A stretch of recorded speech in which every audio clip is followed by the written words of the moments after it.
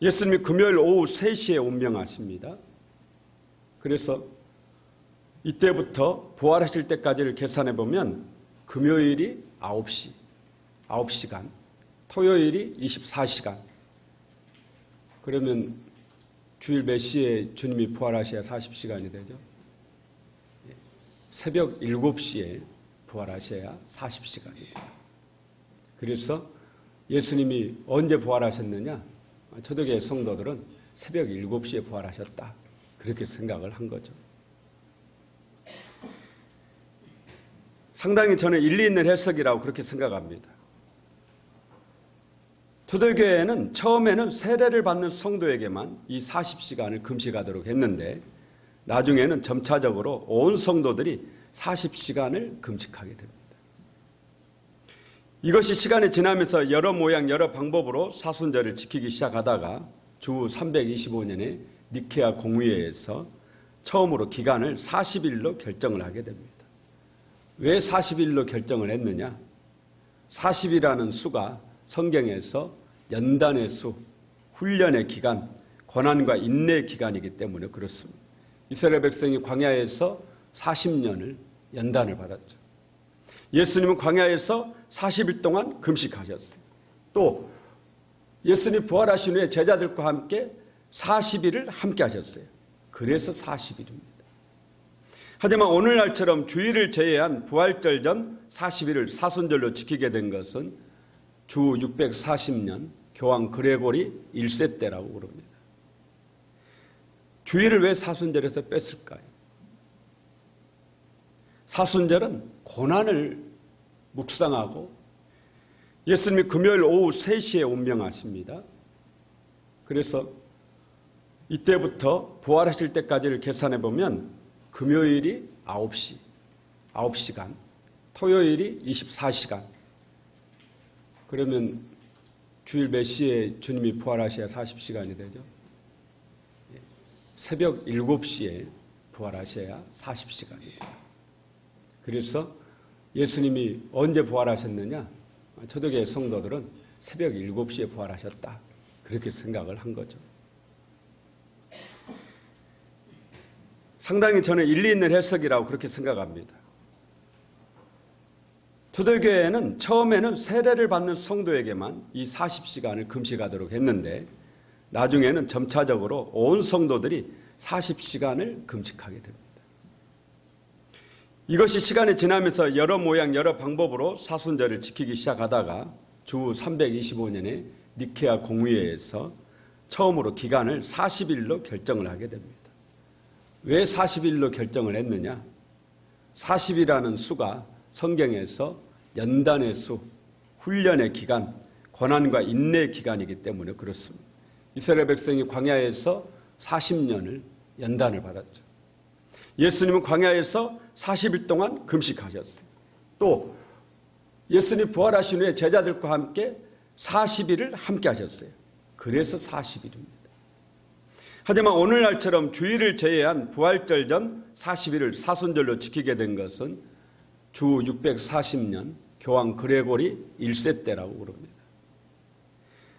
주일을 왜 사순절에서 뺐을까요?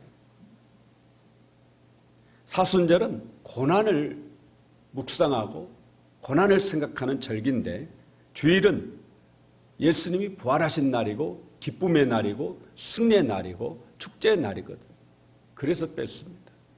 느헤미야를 읽어보면은 하나님의 말씀을 에스라 선지자가 낭독할 때 안식일에 이스라엘 백성들이 웁니다. 그때 오늘은 너희 하나님 여호와의 성일이니 슬퍼하며 울지 마라. 너희는 가서 살찐 것을 먹고 단 것을 마시라. 이날은 우리 주의 성일이니 근심하지 마라. 여호와로 인하여 기뻐하는 것이 너희의 힘이니라. 안식일이 어떤 날인가를 알려주는 말씀이에요. 주일은 울지 마라. 오늘은 주일이니까 슬퍼하지 마라. 오늘은 기쁜 날이다라는 거예요. 살찐 것을 먹고 맛있는 것을 먹고 단 것을 마시라. 여호와로 인하여 하나님으로 인해서 기뻐하는 것이 너희의 힘이다. 그렇게 말씀합니다. 그러니 얼마나 이 안식일이 축복의 날이고 안식일이 기쁨의 날입니까? 그렇기 때문에 사순절에서도 주일은 뺍니다.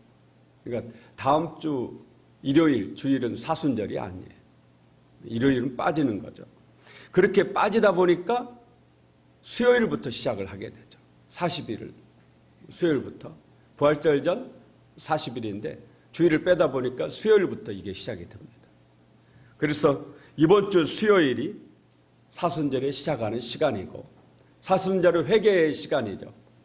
왜냐하면 예수님께서 나의 고난을 짊어지시고 고난의 길을 가셨기 때문에 사순절은 회개하는 시간이에요. 그래서 회개의 상징으로 죄를 뿌렸습니다. 그래서 이번 주 수요일을 재수요일이다 그렇게 부르는 것입니다. 금년에도 고난주간에 금식을 하려고 하는데 4월 16일 화요일 저녁 식사 후부터 금식해서 19일 금요일 오후 5시까지 이렇게 금식을 하려고 그럽니다. 해마다 몇 분이 함께 하시는데 금년에 미리 기도로 준비하신 후에 많이 참여를 해보시길 바랍니다. 금식은 많은 유익이 있죠. 죄송합니다. 하지만 금식보다 더 좋은 것이 전도입니다. 오랜 세월 동안 사순절은 전도에서 새로 예수 믿기로 한 성도들을 교육을 해가지고 부활절에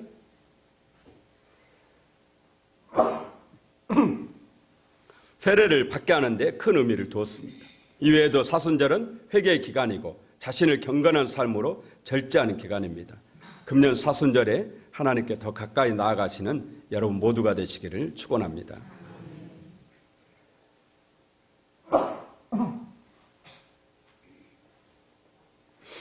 우리에게 설날과 추석이 있듯이 유대인들에게는 세 개의 큰 명절이 있습니다. 유월절과 오순절과 장막절이죠.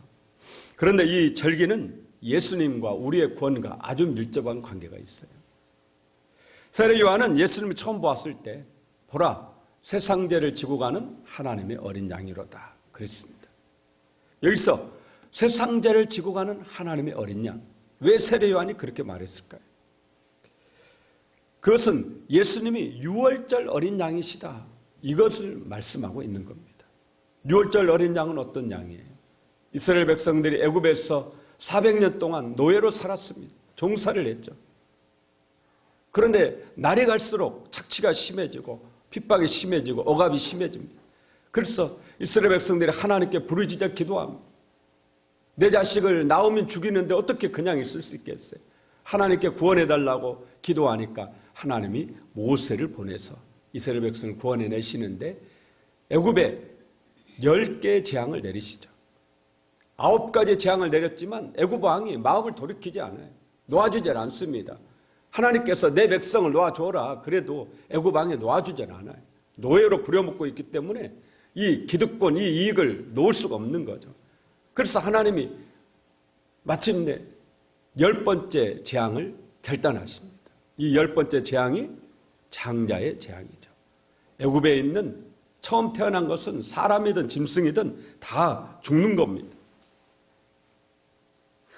이게 장자의 재앙이에요. 오직 이 재앙을 피하는 방법은 딱 한 가지뿐입니다. 하나님이 가르쳐 주신 딱 한 가지 방법밖에 없죠. 양을 잡아먹고 양의 피를 대문에 양쪽 기둥에 위에 임방에 바르는 것입니다. 쉽게 말하면 대문에 양의 피를 바르는 방법 외에는 이 죽음에서 살아날 방법이 없어요. 피할 방법이 없습니다.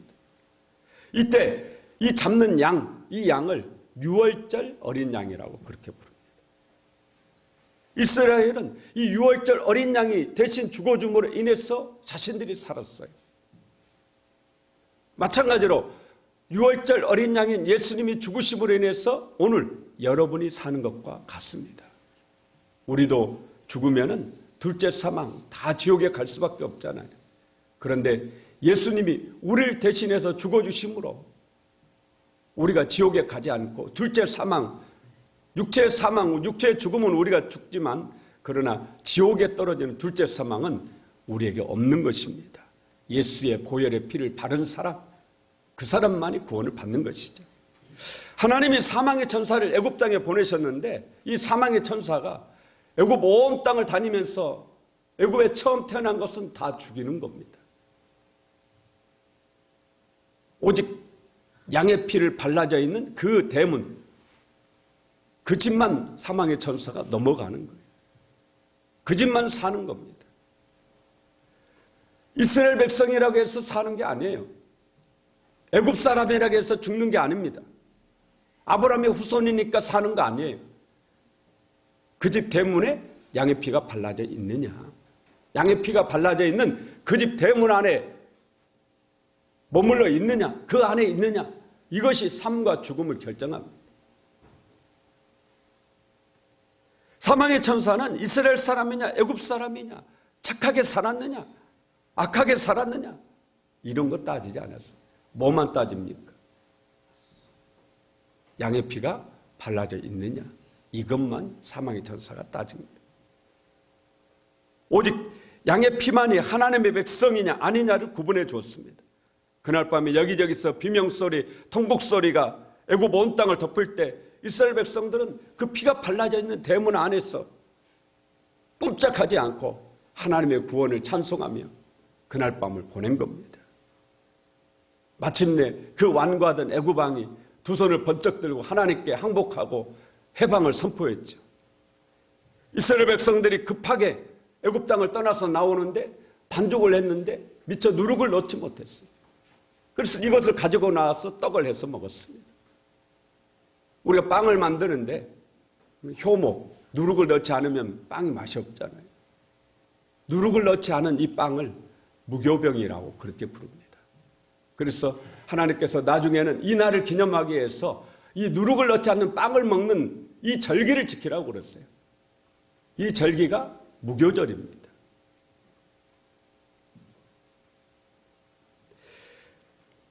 어린 양을 잡는 날은 1월 14일이에요.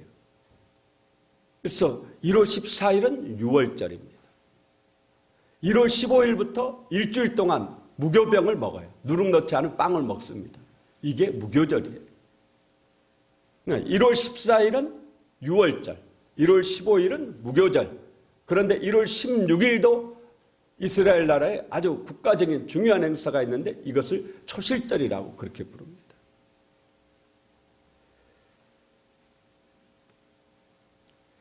레위기 23장에 의하면 하나님은 이스라엘 백성들에게 가나안 땅에 들어가서 보리수확의 첫 이삭을 하나님께 바치라. 이 초실절을 지키라. 초실절은 무교절 다음 안식일 다음 날이 있습니다. 그러니까 무교절이 안식일이에요. 그 다음 날이에요. 안식일이 토요일이니까 초실절은 반드시 무슨 요일이겠어요? 일요일이죠. 6월절, 무교절, 초실절, 여기에 놀라운 구원의 비밀이 있어요. 말씀드린 대로 세례 요한의 말대로 6월절 어린 양은 누구예요? 예수 그리스도입니다. 무교절에 먹는 무교병은 누룩은 성경의 죄를 상징하죠. 떡에 누룩을 넣지 않았어요. 죄가 없는 떡 누구세요? 예수 그리스도의 육체를 말합니다. 그래서 예수님은 죄가 없기 때문에 무덤에 묻히셨지만 그 시신이 썩지 않았습니다.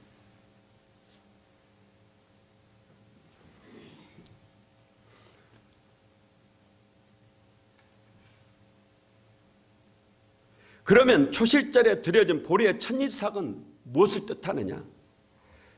고린도전서 15장 20절에 그러나 이제 그리스도께서 죽은 자 가운데서 다시 살아나사 잠자는 자들의 첫 열매가 되셨도다.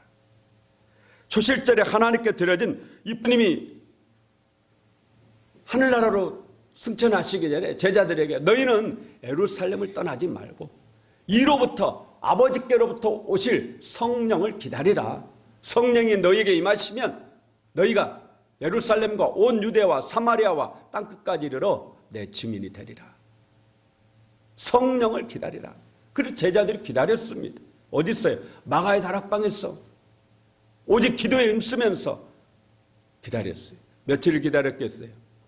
열흘을 기다렸습니다. 왜냐? 예수님 초실절에 부활하셨죠? 40일 동안 제자들과 함께 하셨어요. 성령은 언제 오셨어요? 50일째 되는 오순절에 오셨으니까 열흘 동안 기다린 거예요. 기도하면서 기다렸어요. 마침내 오순절 날이 이르렀을 때 하늘로부터 성령이 강림하셨습니다. 그런데 이 성령은 지금까지 역사하시던 하나님의 영 성령과는 다른 성령이셨어요. 똑같은 성령이지만 그 역할이 다르셔요. 이 성령은 사람 안에 오셨습니다. 아직 한 번도 하나님이 사람 안에 오신 적은 없어요. 하나님이 하나님의 호흡을 사람 안에 넣어주신 적은 있지만 하나님이 직접 사람 안에 오신 적은 한 번도 없는 거예요. 그런데 오순절날 마가의 다락방에 기도하고 있던 이 초대교회 성도들에게 하나님이 하나님의 영으로 성령으로 사람 안에 들어오셨습니다. 그렇게 해서 그 사람 안에 죽어있던 영을 살려내시고 새롭게 창조하신 겁니다. 이 사람을 예수님은 거듭난 사람이다. 영으로 난 사람이다. 그렇게 말하고 우리는 이 성령이 내 안에 들어와서 내 죽어있는 영을 살려내고 내가 새로운 사람, 거듭난 사람 된 이 사람을 우리는 하나님의 자녀라고 천국 백성이라고 그렇게 말하는 것입니다. 성령 받지 않은 사람은 하나님의 자녀가 아니에요. 오순절날 초대교회 성도들에게 임했던 그 성령이 오늘 여러분이 예수 믿을 때 여러분 안에도 들어가셔서 여러분을 새롭게 거듭나게 하시는 거예요. 리모델링 하는 게 아니에요. 새롭게 태어나게 하는 겁니다. 그래서 예수님은 거듭남이라고 그래요. 거듭남. 다시 태어난다. 다시 태어나. 놀랍게도 이 오순절은 모세가 시내산에서 십계명을 받은 날입니다. 십계명과 율법을 받은 날이에요. 이스라엘 백성들이 시내산에서 율법을 받았어요. 율법이 뭐예요? 법입니다. 법. 우리나라는 말하면 헌법이에요. 헌법. 대한민국 국민은 대한민국 법을 지켜야 되잖아요. 대한민국 법을 지킨다는 것은 여러분이 대한민국 국민이라는 얘기예요.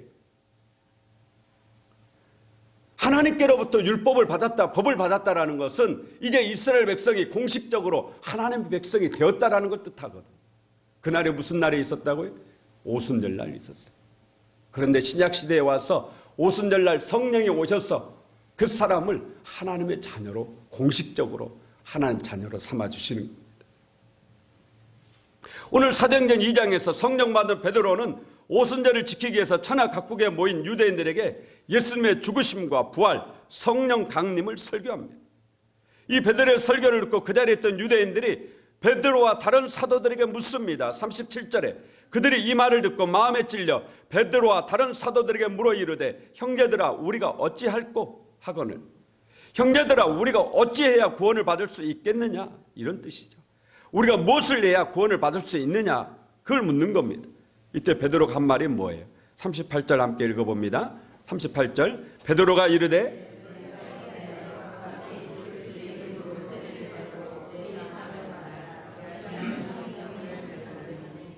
아멘.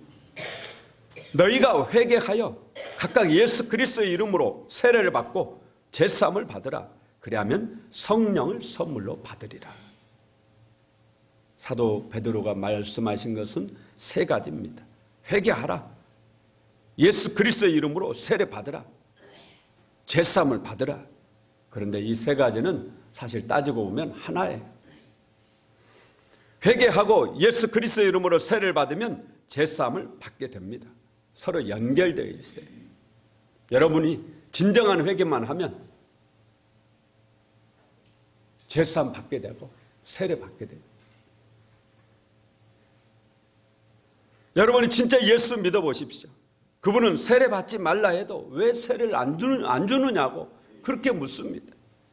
사도행전 8장에 빌립 집사님이 에티오피아 여왕 간다게 국고를 맡은 네시에게 복음을 전하죠. 광야로 가고 있는 이 네시를 만나서 이 네시에게 예수 그리스도의 고난과 예수 그리스도의 부활과 예수 그리스도의 승천 재림을 전합니다. 그러니까 이 네시가 예수를 믿었어요. 놀랍게도. 그리고 이 네시가 하는 말이 보라 물이 있으니 내가 세례 받는데 무슨 거리낌이 있느냐. 나에게 세례를 달라. 세례를. 그래서 빌립이 네시에게 세례를 주었습니다. 회개하면 세례받게 되어 있다. 그러면 죄사함 받게 됩니다. 죄사함 받으면 어떻게 돼요? 죄를 용서받으면 죄가 없기 때문에 거룩하신 성령, 성령 거룩하신 영이죠. 거룩하신 성령이 그 사람 안에 비로소 들어오실 수가 있는 겁니다. 누구든지 예수 믿는 사람은요, 반드시 일생에 딱 한 번은 분명한 회개가 있어야 됩니다. 회개 없이 구원받은 사람은 없어요. 자신의 모든 죄를 다 회개하는 그 때가 분명하게 있어야 돼요.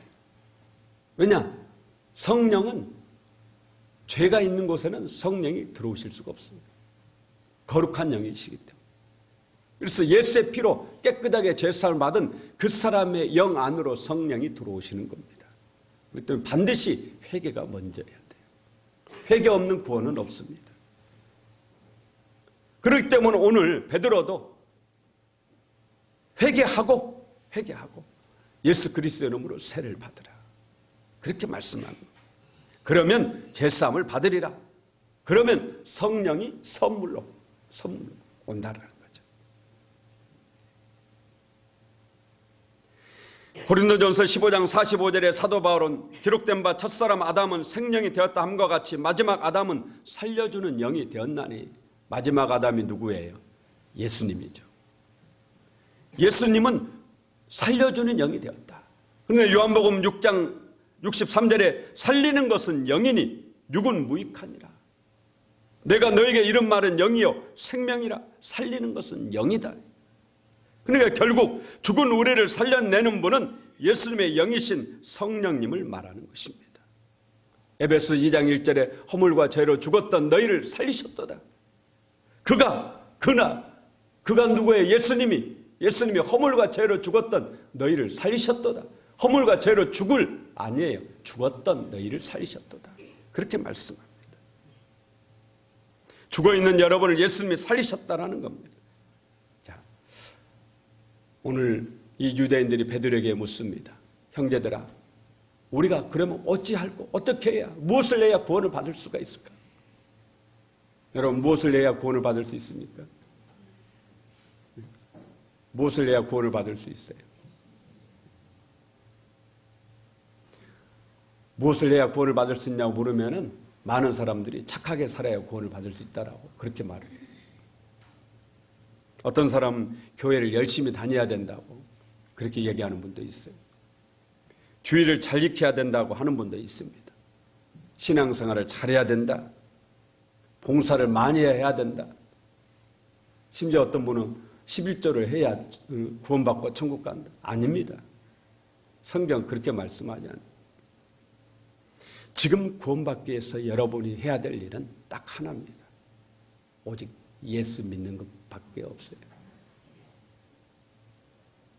지금 여러분이 구원받기 위해서 해야 될 일은 딱 하나예요. 오직 예수 믿는 것. 그 외에는 아무것도 필요치 않아요. 우리가 성경은 그냥 쓰여진 게 아니거든요. 애굽의 장자재앙이 내렸을 때 사망의 천사로부터 죽음을 피할 수 있는 방법은 다른 아무것도 아니 딱 하나예요. 양의 피를 바른 대문 안에 있는 겁니다. 그 집 안에 있는 거예요. 뭐 열심히 살았느냐, 멍터리로 살았느냐, 착하게 살았느냐, 나쁘게 살았느냐, 이런 것을 사망의 천사가 따지지 않아요.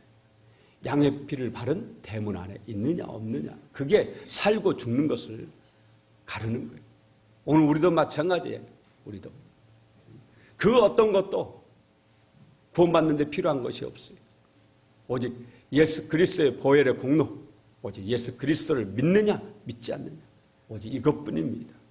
이것을 오늘 분명히 하길 바랍니다.